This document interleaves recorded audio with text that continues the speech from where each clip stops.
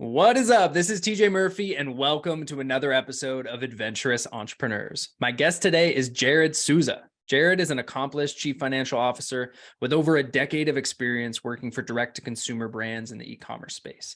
He is renowned for his expertise in finance, data, and marketing analytics, which has helped companies achieve remarkable growth. Having served as the CFO at the Michael Hyatt and Company, Jarrod was inspired to start his own firm, the Scale Method, to provide virtual CFO services to e-commerce brands.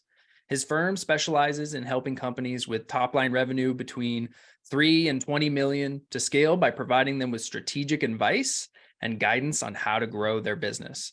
Just a few of the golden takeaways Jarrod shares in this episode are how to set your business up to survive and thrive during a recession. One asset which, when used correctly, can become the goose that lays the golden egg in your business, and how to avoid the most common mistakes when it comes to financial reporting. So without further ado, this is Jarrod Souza and me.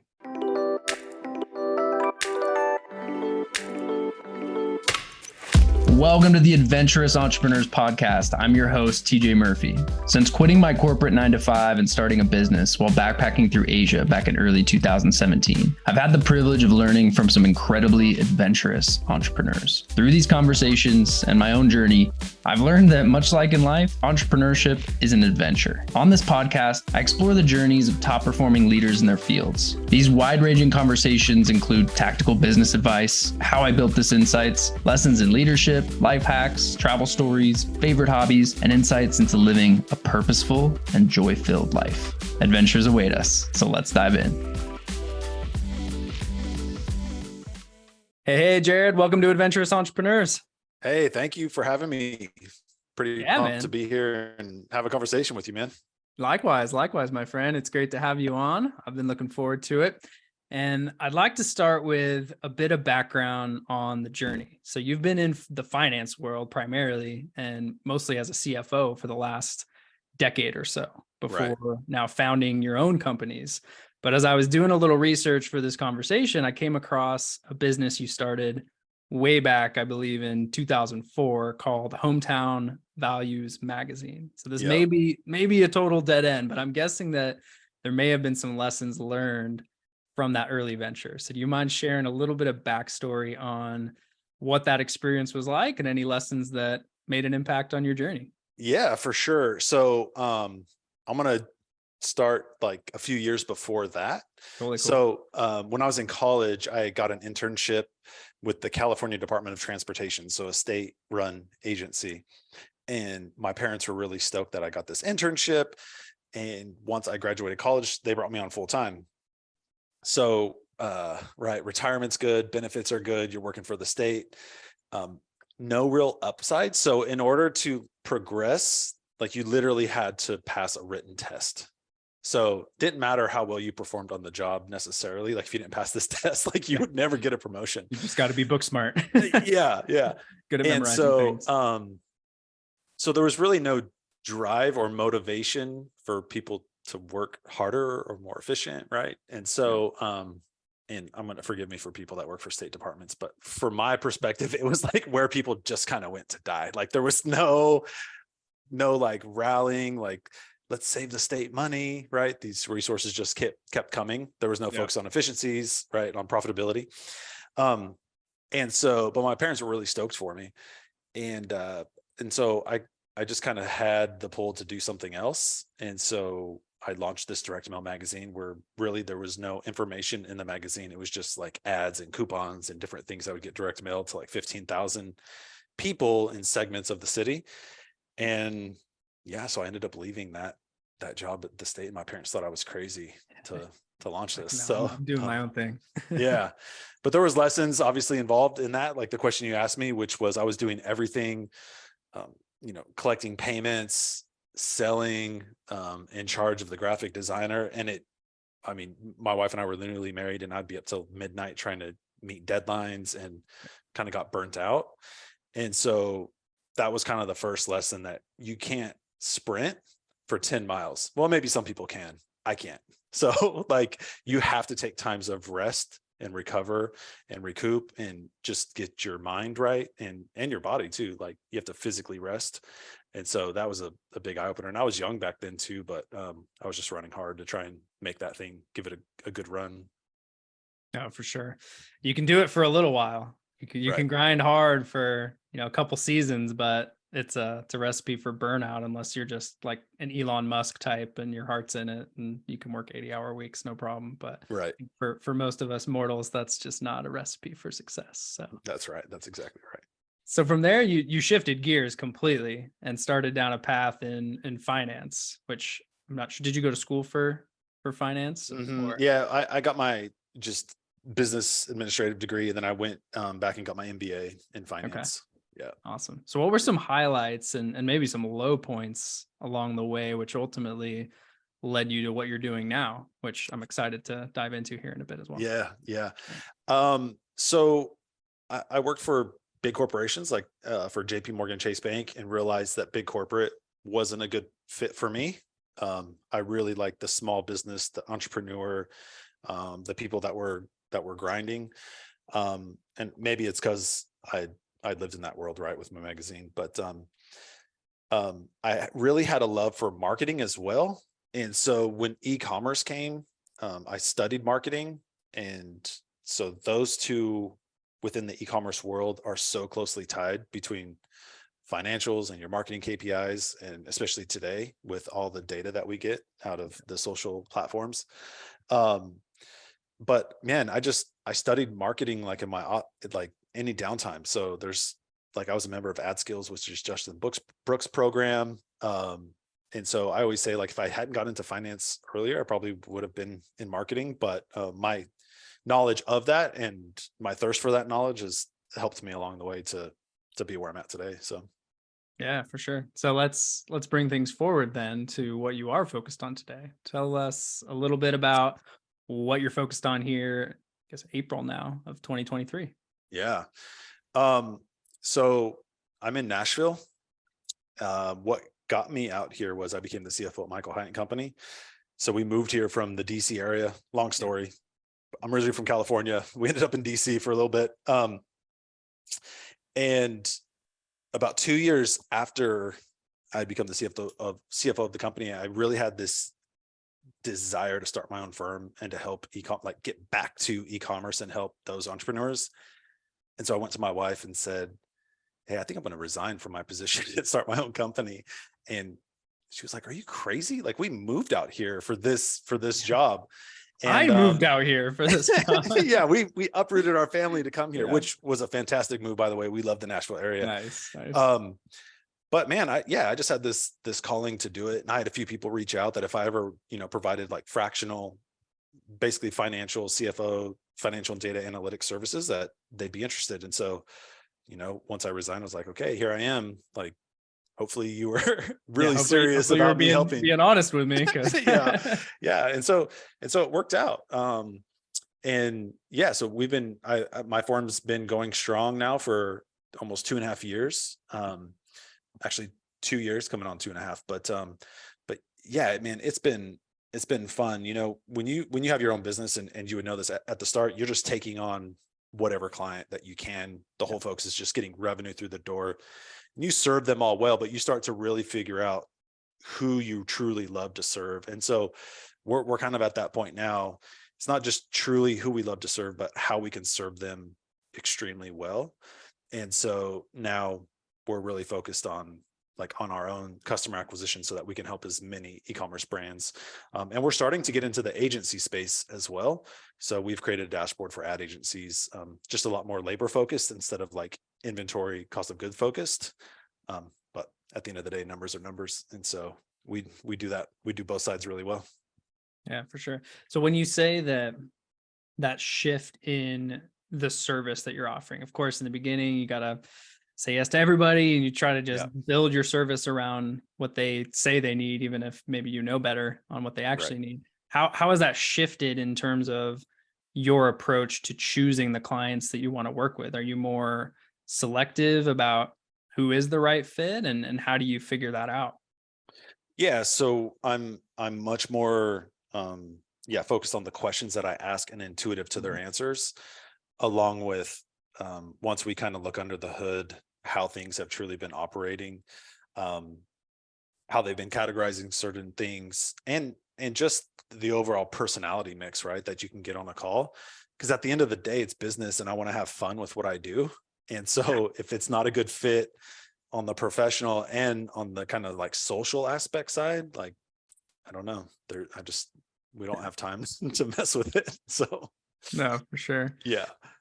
All right. So if you're game for it, or did you have more to say? Sorry. Well, just Cut so you off there. when we're on sales calls, is I'm interviewing them as much as they're interviewing me, and I make For that very clear up front that it has to be a good fit on both sides, because I don't want them to feel like they've been, kind of bamboozled or whatever. Yeah. And they want the same thing, right? They don't want to be working with somebody that's a jerk. And so, yeah, it just makes sense that we're interviewing on both sides. And that's kind of how I go into kind of every interaction. Yeah, I think it's important.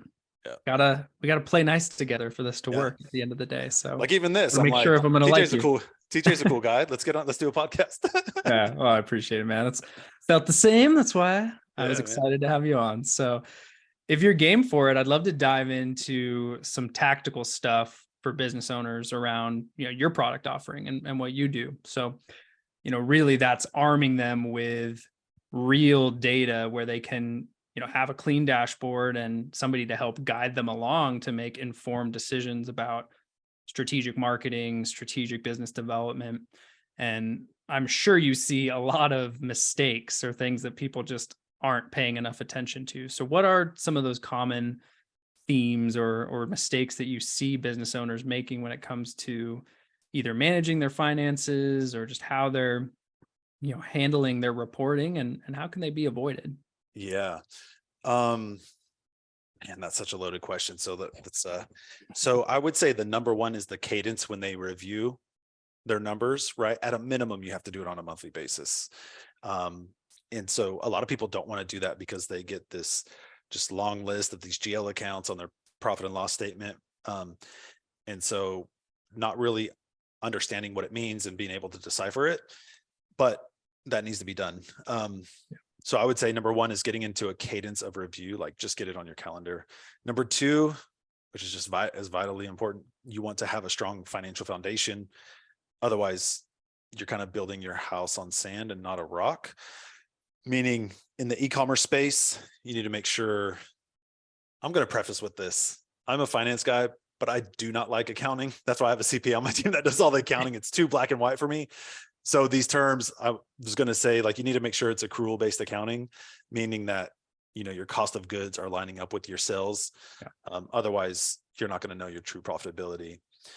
So that's two. I mean, that's one of the main things that I see with clients that we're onboarding, is they're actually not looking at proper financial data. And so anything else that you look at that's tied to that is going to be off.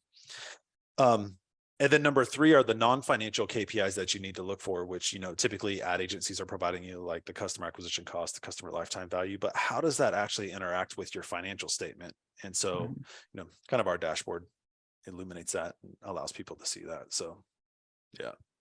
And do you find, so for people that aren't the accounting, the finance types, and they have an e-com brand or any type of business for that matter, do you feel like it's important for them to just do the work and get a basic understanding so that they can understand these reports and make informed decisions, or delegate to a CPA or somebody that can be that guiding force and communicate it back to you?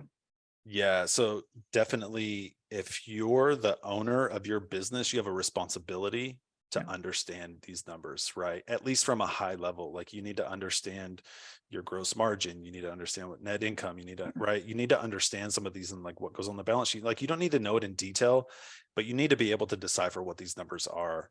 Because at the end of the day, you're the one fully responsible. You have total ownership. And if you're delegating that to somebody else and they make a mistake, then is it really their fault or your fault? It all comes back to you. That's right. Yeah. So, and it's not hard to. And so a lot of that too is what we do is we educate, like, these are the numbers we look at. This is why, this is what this means, in a non-threatening way. I always tell people, like, once you show me your financials, it's almost like you're getting undressed in front of me because I see everything. Like there's nothing that's It hidden from reveals me. all That's the right. good, the bad, the ugly, the That's things you don't right. even know are there. I'll show That's you. right. All your personal expenditures, they're all right here. Yeah. And so, yeah, I mean, that's just kind of how I live with my own life too. And how I advise people is it's total ownership. Right. And so, especially something as important as this, and this is really important, is the financial health is the driver of your company that some people are putting their entire livelihood behind. Like you need to understand at least a high level, right? If you're profitable and what that means and where your cash is going. And so, I mean, your service for ecom brands is a great gateway to folks that may not have those elementary skills. You can, help arm them with that literacy to be able to understand reports. But outside of that, for any business owner that might not be the fit for your offering, do you have any tips for how people can better understand their financial reports and use them to make better and more informed decisions? Yeah. So one of the biggest thing in e-commerce brands is your gross profit, right? So Yeah. it's your revenue minus the cost of goods. So they have to line up on a monthly basis. So for example, if you're listening to this, go back, pull your P&L right now, like 6 months on a month by month, and look at how much your gross profit fluctuates. So like if one month your gross profit is 0, then the next month it's like 100,000, and then the next month it's 20. Like it shouldn't have that much fluctuation. That means that Something's off. that your accounting methodology is wrong, and you should fire whoever's doing your books. And I don't care if you hire us, but just find somebody that will do it accurately, because you're never going to be able to gauge the health of your business or scale your business or grow your business again based on flawed foundations. Yeah, that just sounds like you're riding a wave of Right. uncertainty. Yeah. So one month you're going to be extremely profitable and you're going to be like, yes, hire all these people. Then the next month you're going to just be giving it all back. Right. Yeah, for sure. So So I know I get asked all the time as a marketing agency owner, like what KPIs are important? What should we be tracking? And it's different for every business, of course. You work primarily with e-com brands. I'm curious what your expert opinion is in terms of what are the most crucial KPIs that businesses should track to ensure financial success. yeah. So this is good because some of the metrics that we track actually hold ad agencies accountable, which There is you go. like the Yeah. CAC and customer lifetime value. So Yep. on the non-financial side, we want to know the customer acquisition cost. We want to know the customer lifetime value. And typically I don't go more than 12 months. That's like where I stop. And then anything else after that, right? So I base that off of a 12-month run rate. And then the value of the email list, meaning number of subscribers, value per subscriber. So kind of think of like a triangle. And then on the financial side, we want to make sure we're measuring revenue, gross profit, contribution profit, and then your net income. And why I do those is your gross profit is going to give you your revenue minus your cost of goods, right? So that's always going to be gone. So think about if your product costs $10 and you sell it for 100, every time you sell $100, you're getting 90. You're always going to be paying for that product. In e-commerce, you're always going to be paying for shipping. You're always going to be paying for merchant fees. So if we take those two out, plus advertising, we have our contribution profit. And why that's so important, because that will establish our customer acquisition cost, right? So then we establish a customer acquisition cost, and then we can give a conservative number on what it would cost to acquire a customer. And then as long as we're not spending more than what the CLV is, again, if you're spending more than what your CLV is, then you're screwed. Yep. You're never going to be profitable, right? Yep. You're going to run it into the ground. That's right. And so once we establish those healthy numbers, then those people go to your email list. And then that's where we can raise the customer lifetime value, which means we can spend more to acquire a customer. And it becomes this circular loop and like a snowball rolling downhill, right? The problem that people miss when they're looking at this like triangular diagram is the foundation of that are their financial statements, right? And really understanding, okay, my contribution margin, it might be 50%. So instead of it being, your gross margin's 80%, well, you're still paying shipping. You're still going to pay to acquire that customer and merchant fees. So it's actually like $50 out of every 100 that you make is automatically going out the window. Yeah. I mean, it makes sense. Yeah, for sure. So on your financial statement, it's revenue, gross margin, contribution margin, net income. And then the other core KPIs that I like to measure is the CAC and the customer lifetime value and value of the email list. And is there anything that you see people miss when it comes to actually looking at those numbers? Like, say they're literate, they actually do know what these numbers are, but they're kind of thinking about it in the wrong way, if that makes sense. Yeah. Usually if people know what those numbers are, they're not really thinking about it in the wrong way. A lot of times, people will just take what ad agencies say, this is what we're acquiring customers for. Mm-hmm. And they don't know if is that good, is that bad, right? Like that threshold should come from the business owner, not from you, because you're not understanding what their total costs are. Do you know what I mean? So how I'd like to advise people, it's like if you were running ads for somebody and it's like, hey, TJ, we can spend $50 to acquire a customer. If you spend $100, great. If you spend $1 million, great. The company's going to be healthy if you can continuously hit that $50 CAC mark, right? Mm-hmm. And so instead of saying you've got $10,000 to spend this month, I never put a budget limit like that. It's like, if you're hitting this CAC, man, just keep running. As long as it's profitable. Then you're looking at supply chain. Do we have an inventory to support that? So then you start digging deeper. But don't want to sell something you don't have. That's right. From a high level, that's how I like to give ad agencies the freedom and runway to scale. Mm-hmm. So you mentioned the email list, and I think everybody should understand that email is not dead. Email, especially in e-com, is like your most valuable asset. That is something that you tangibly own and control and can, as you said, create more lifetime value from.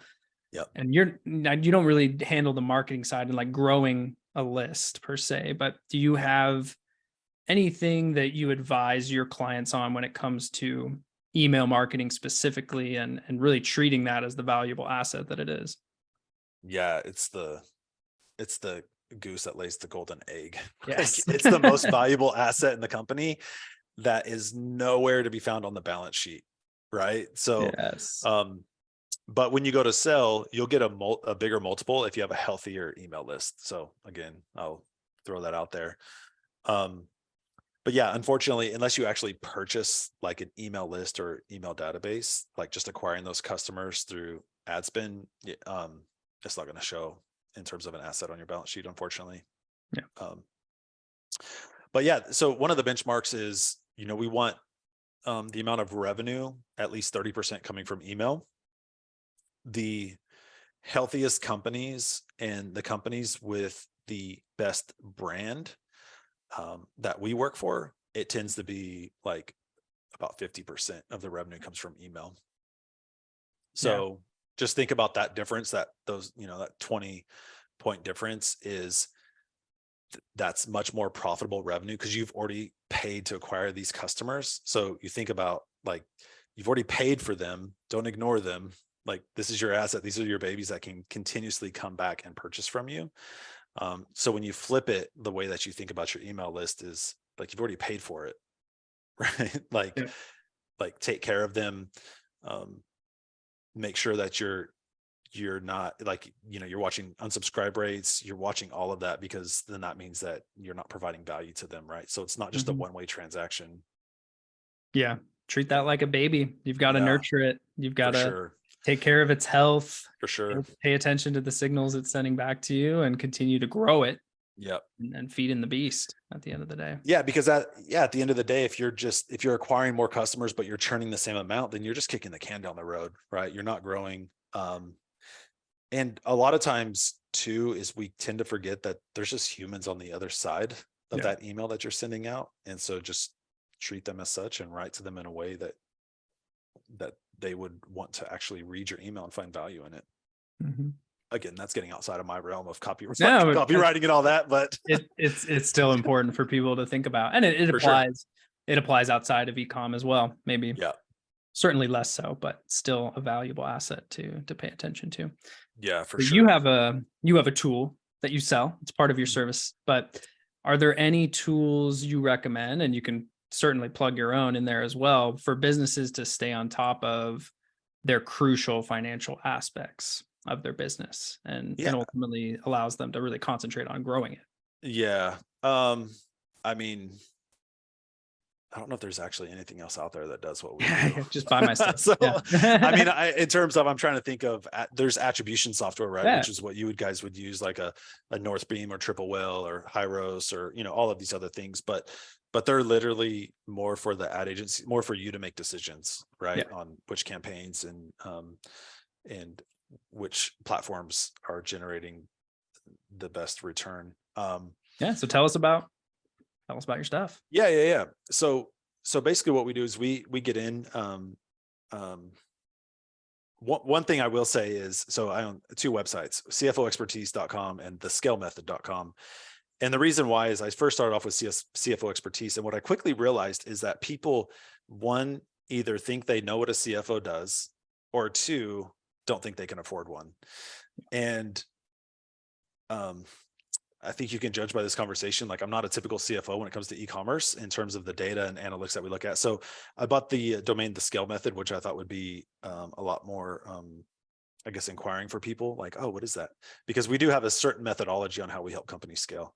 But with that is, we really make sure that the financial data is accurate, the way that we're calculating that, because again, that's the foundation that everything else stems from. So on our dashboard, we've got the financial health of the company. We've got basically KPIs from the balance sheet. Nobody ever looks at the balance sheet, hardly ever. And that's the actual health of your company. Like, when you look at the balance sheet, it's your assets and liabilities, right? So we make sure we bring that in. We bring in some charts on cash flow. So like, all three of these things you can look at in one snapshot instead of going to each of these financial statements. Yeah. And then we roll in non-financial KPIs. So we tap into Shopify and we tap into Klaviyo, which is typically where people are, in terms of, we establish, customer acquisition cost. We calculate that. We pull in conversion rates. We pull in customer lifetime value. We pull in the customer lifetime value based on contribution margin. We pull in the value of the email list and what's that's contributing to the revenue. And so as you're looking at this dashboard, you can quickly see like, oh, this month we are down here, and then you can diagnose the problem and go back to the drawing board to fix it quickly, right? So yeah, man, there's no more excuses once this is in front of you. No excuses. You've been armed with data. That's right. Now go use it. And that's or go ahead.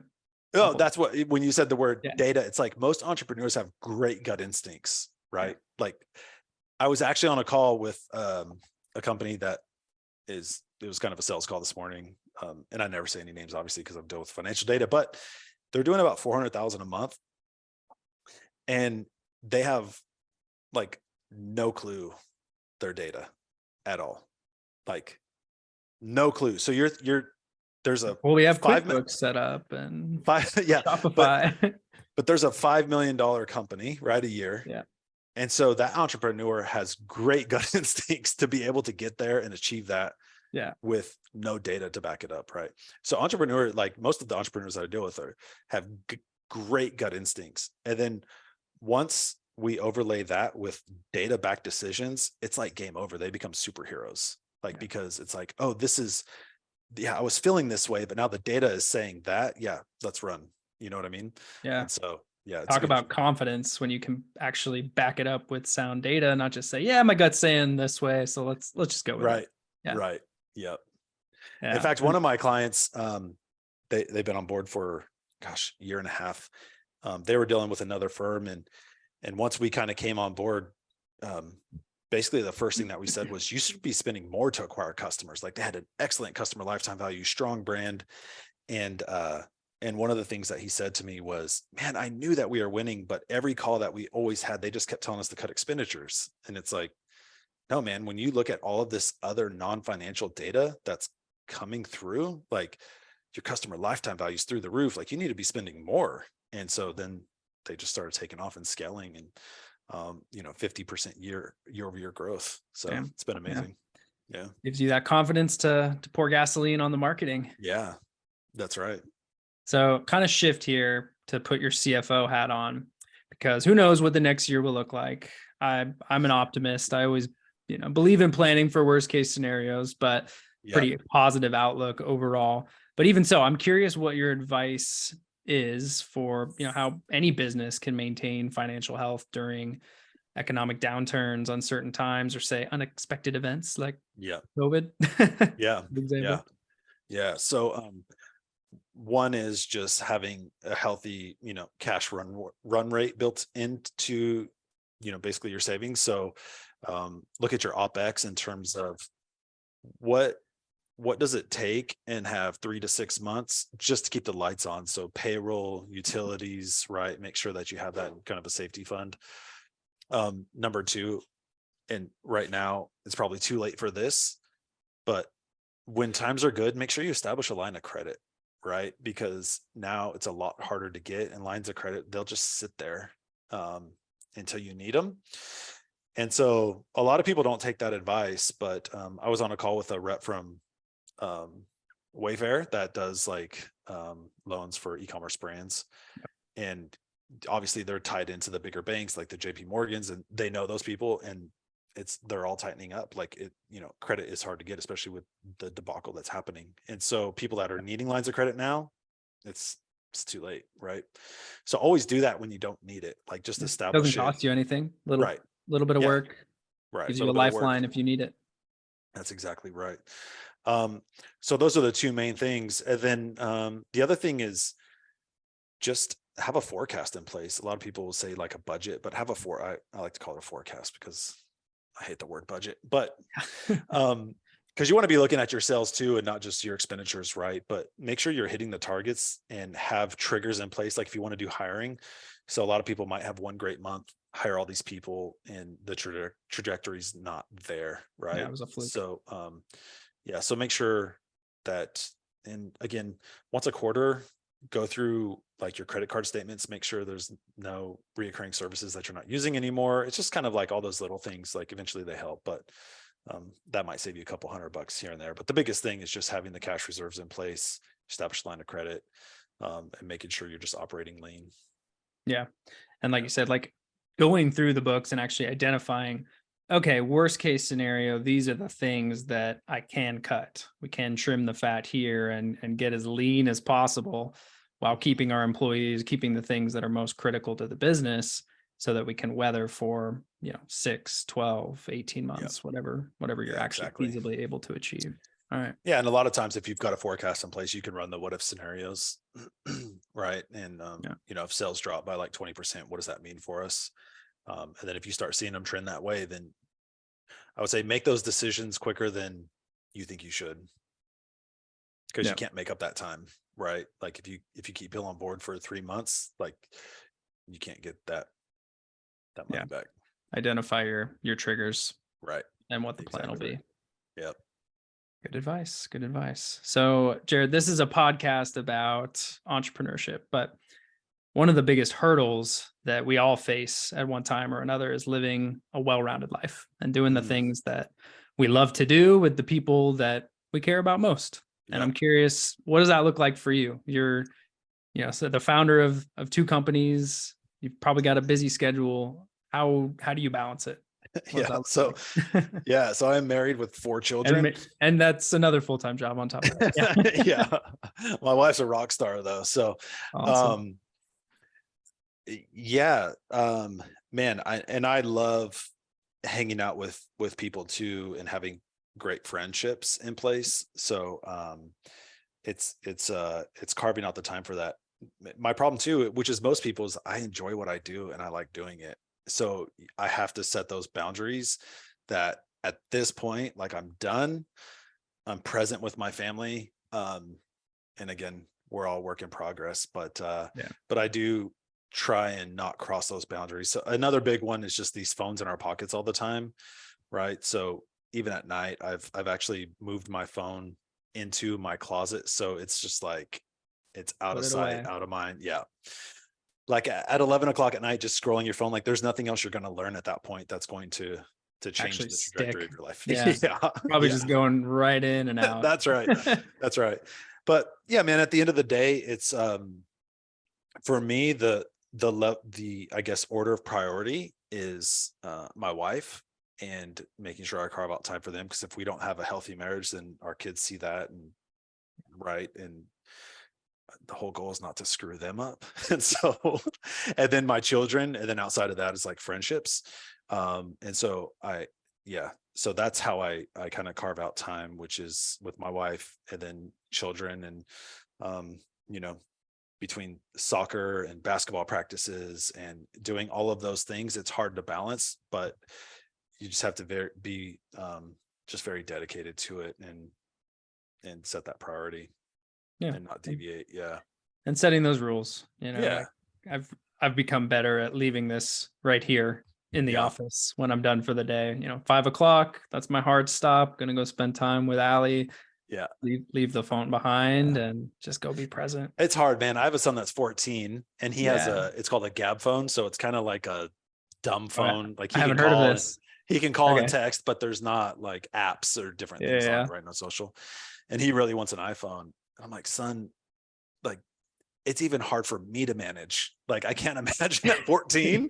Like, there's just no way. Oh my God, there's no way. And, and not judging anybody that has children, right? But like for us, like, that's just how we've established kind of the protocol with him and the boundaries that we've set with him. And he's fine, right? It's like, he doesn't feel left out. But there's so much more out here in the real world than in these devices. I had my first phone, brick phone, so couldn't do anything but text my friends and call my parents. Yeah. But man, I can't imagine growing up with that much information and just mindless social media scrolling. Like I enjoyed so much fun stuff outside with my friends, being present. So I think that's a good rule for any parent. Again, not to knock anybody if they're doing it differently, but as I listen to more and more parents in my life, Allie and I don't have kids yet, but we're taking notes. Like, that's something I definitely want to limit exposure to. It's a tool, and our kids are going to need to be fluent in how to use technology, but there's certainly a balance there. Yeah, I mean, my wife and I talk about this all the time. And when we look, 5-10 years out, or would we ever look back and go, man, I wish we really would have got Jet an iPhone. Like, I feel like he really missed out. You know what I mean? Or it's always going to be the opposite of that. Like, I wish we wouldn't have given it to him so early. So we're just trying to, hold our ground and stick to it. So good for you, man. And I guess, going back to your question too about business and family, it's, we can get in this loop of trying to grow our business and it kind of takes over. I think most people can, but at the end of the day, what's always my reminder is like, okay, if I win at this game, but lose my family, like, it wasn't worth it. It'll never be worth it to me. That's game over. Yeah. And so that's what keeps me grounded, with them. 100%. Awesome, man. Well, as we transition here, I have a choose your own adventure question for you. So you can pick which one you'd like to answer, or both if you so desire, or combine the two. But question one would be, what's your favorite place that you visited in the past 5 to 10 years? Or what is a recent adventure that you went on with your family? And in either case, what was it like? What made it so memorable? Favorite meal or drink, or a lesson that you learned along the way? Give us a story. Yeah. So I've got two, because so the most memorable place that we've been is to Israel.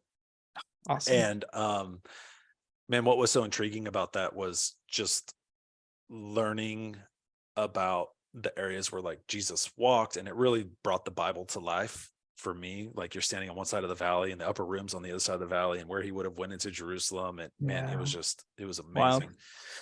So that's fantastic. And the culture and the food was amazing over there. But the most recent one was my wife and I went to Breckenridge, and we hiked Quandary Peak, which is a 14,000 feet. We did not know what we were getting ourselves into, like, at all. Was that a spur of the moment thing, or did you plan for that? Okay. No, we had planned for it, but we didn't allow ourselves enough time to like acclimate, right? We were only there for about 4 days. I mean, it was fun, but man, you're hiking up that thing and you think you're going to get to the peak, and then you turn a corner and you're like, oh my gosh, we have so far to go. If we would have known how hard it would have been, we probably wouldn't have done it. Like, I mean, it was, with how high you are, you hike 10 yards and then you have to take a break, and then 10, like, you're just out of breath. But man, it was amazing once you get to the top and just like, man, we accomplished this. It was awesome. And it was cool that we did it together. Yeah. So yeah, that was the All right, now let's go most down. recent. Yeah. And then going down's almost worse. You Oh think my that it's God. going to be quick. It took No. forever. Yeah. Did you have issues with acclimatizing or just slow going breathing wise? No altitude sickness concerns? No altitude sickness. Yeah. Just the worst part was at night sleeping, like you just feel like you couldn't breathe. And so I would wake up, like feel like I was suffocating, which was just a weird, eerie feeling. Yeah. I had the same experience. Ali and I and my little sister did the Annapurna circuit in Nepal. And Oh, wow. I think the highest peak was over 18,000 feet. Oh, And this was over like 16 days or so. Like you're staying in tea houses along the way and, climbing many peaks to get to the tallest one, Annapurna. But yeah, I remember the last night before we went up and over, we were at like 16 or 15,000 feet or something at the base camp. I didn't sleep at all for what you just described. Like I couldn't breathe. I just was like wired and I had a splitting headache the whole time. It was not fun. I don't know. They had mentioned about how you get rid of the headache, but I don't remember what it was. We didn't really experience that, but they just you just have to hydrate a lot. Yeah, hydrate a lot. And if you're experiencing those symptoms, it can be very dangerous once you go too high. So the only cure once you get to that point is to go back down. And then you typically experience like immediate relief once you get below a certain altitude and your body acclimatizes again. But yeah, super gnarly. We saw some people have to get airlifted off the top because they had severe altitude sickness. Wow. So it's no joke. You're like, man, I've made it this far. I'm not going back now. Not going back. No. Yeah. We were like, we got all the time in the world. We're going to just take it slow. And staying. We could have like gone up and over the day before, but we decided to spend the night to really give our bodies time to adjust. So outside of that, what was the best moment of that hike for you? Because that sounds amazing.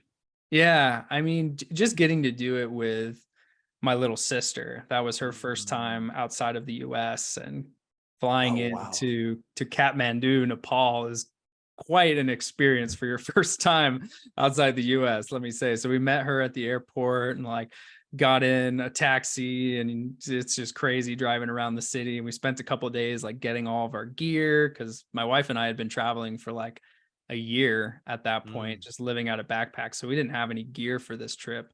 We like went to all the little shops and got all the knockoff like Patagonia gear and all the stuff we needed, and then took a bus up into the mountains.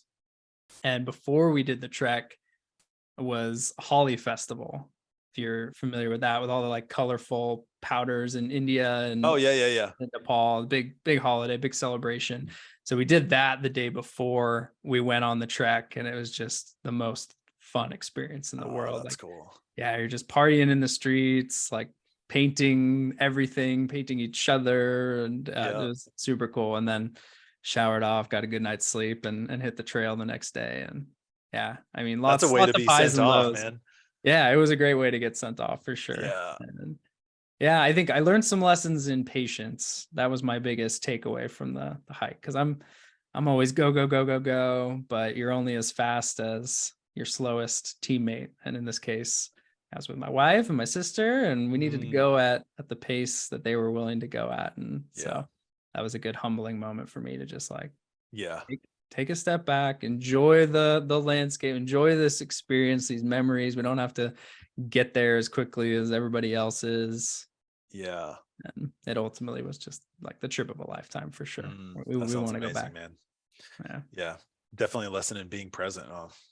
Yeah, no doubt. That's no cool. doubt. That's well, awesome. Jarrod, I appreciate you coming on, man. Where can people find and support you online? Like website, socials, what's the best way to find you? Yeah. So website, cfoexpertise.com or thescalemethod.com. Or you could look up my name, Jarrod Souza. I'm on Facebook, Instagram, LinkedIn. All the things. I'm around. Yeah. It shouldn't take long to find me. Yeah. No, and we'll put it in the show notes for everyone listening to make it easy for them to find you. So yeah, and if everybody has any questions, or I always offer this to people too, if you want me to look at and just give you my perspective, I'm more than happy to do that, right? Because at the end of the day, our goal is to help as many e-commerce brands as we can. So yeah, that's what we're here to do, and who we're here to serve. Pretty soon it'll be the agency space too, man. So yeah, I'm looking forward to it. And, yeah. Just my testimonial after having Jarrod pop the hood and really seeing this dashboard and how he's able to serve his clients in real time, it's a game changer. So if you have an e-com brand, this free consultation will probably be, it's worth your time for sure. Yep. So take advantage of it, and appreciate you dropping so much valuable information for us, man. Really do. Thanks for having me on. Appreciate it. Yeah. We'll have to have it again sometime. Yeah, that sounds good. To all of our Adventurous listeners, thank you for tuning in to today's episode. Please be sure to subscribe, download, and share this on social media or with someone you know will get some value from it. Leaving a review goes a long way in helping people find the show, and I personally appreciate reading them when they come in. So please go drop one if you have the time. We'll see you all next week, and remember, whether we're talking about business or the things that bring us joy outside of work, life is meant for exploring. So go out there and live it one adventure at a time.